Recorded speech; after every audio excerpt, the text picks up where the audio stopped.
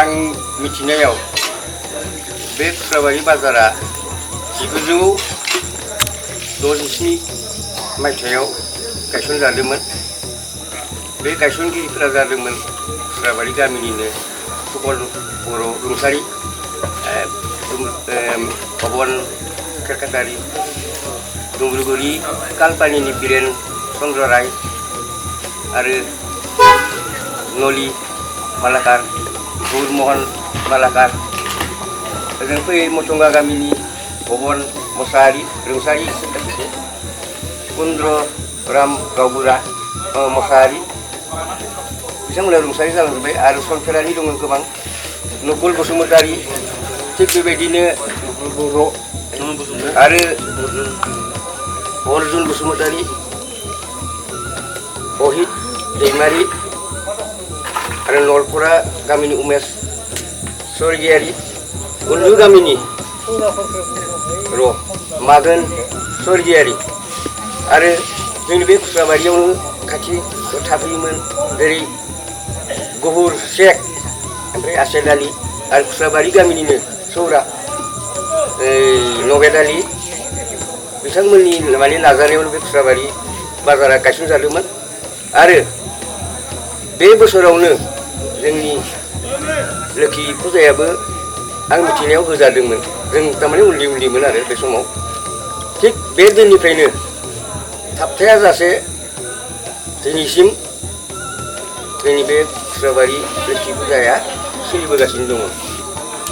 आरो थांनाय बोसोरफोराव सोलिबोदोंमोनबाबो जोंनि कमिटिया हयथ' मन्दिर न'खौ मोजाङै लुफुंनो हायाखैमोन। बे मन्दिर न'खौ जोङो 2023 मायथाइयाव गोदानै गायसनजेनो आरो बे बोसोरावनो हयथ' जोंनि मन्दिरा फुजा होनाय रखम अबस्थायाव जों बानायदोंमोन। बेफोर रांखौ जोङो रायजो राजानिफ्राय खांनानै मोनदोंमोन आरो रायजो राजाफोरा माने जोंनो दान होदोंमोन। बे दानजोंनो जोङो बे मन्दिरखौ गायसनदों। दिनै बोसोरथाम जाबाय बे मन्दिर गोदानावनो जों फुजा होनाया। नाथाय जों दिनैसिम जोबोद दुखुनि बाथ्रा, सरकारनिफ्राय गरसेबो रां माने थाइसेबो रां माने जोङो अनसुंथाइ मोनाखै। गासिबो जों रायजो राजानि हेफाजाबावनो जों बे मन्दिरखौ लुफुंनाय जादों।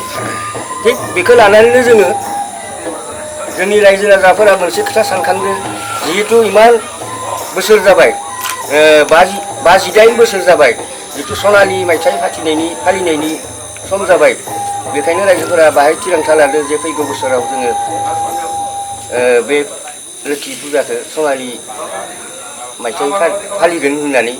दा जुदि रायजो राजाफोरा गासिबो खौसे जानानै जुदि मदद होलायोब्लाथ' जोङो खुंफुंखागोनानो। देग्लाय जेरै गाजा गोमजा खुंदो, फैगौ बोसोरफोरावबो जोङो बिदिनो गाजा गोमजा खुंलांगोन होननानै आसा खालामदों आरो।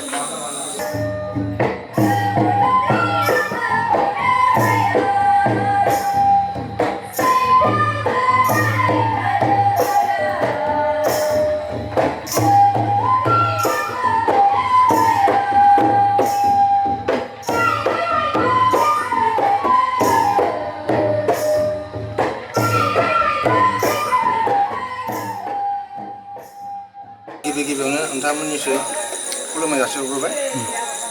दिनै 2025 मायथाइ इंराजि जोंनि श्री श्री लोखि कमिटिनि खुस्राबारिनि बिमुङाव थानाय जोंनि फुजाया दिनै सानब्रैनि हाबाफारिया खुंफुंना थांबाय मोजाङै मोजां। दा आरो बेजों लोगोसेनो जोंनि गासै कमिटिनि सोद्रोमा नोंथांमोन, आफादगिरि नेहाथारि आरो जोंनि रायजो राजाफोरखौ आङो जोंनि लोखि फुजा कमिटिनि जितु खुंफुंनाय लोखि फुजाखौ मोजाङै मोजां बारहोनायनि थाखाय बयखौबो रोजा रोजा साबायखर थाबाय।